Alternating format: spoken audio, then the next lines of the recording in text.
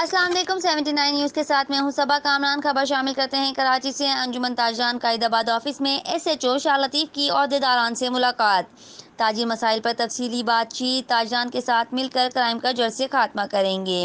تفصیلات کے مطابق ضلع ملیر قائد آباد میں مرکزی انجمن تاجران آفس میں عہدیداران کی محمد Ali Shah S H O شاہ لطیف کے ہمراہ تاجر مسائل پر تفصیلی گفتگو ہوئی، جس میں قائد آباد میں بڑھتے ہوئے جرائم پر قابو پانے کے لیے مختلف مارکیٹوں میں کیمرے نصب کرنے اور ٹھیلے پتاروں رکشا مافیا کے خلاف تمام تاجران نے مل کر کام کرنے کا فیصلہ کیا۔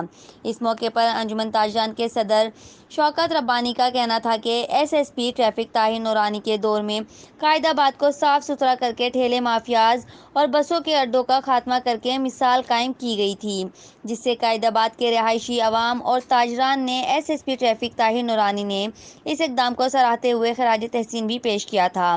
انجمن تاجران کے عہدیداران صدر شوکت ربانی، بابر حمص، سماجی رہنما راؤ محمد عدنان، فہد درانی، شیخ ابراہیم، شکیل گل، اعظم جٹ، سرفراز خان، دانش خان، سلطان خان، خرم خان، فدا حسین، کلیم خان، سید بابر شاہ، طاؤس خان، حاجی حیدر خان، ہاشم خان، ملک بوستان نے شرکت کی۔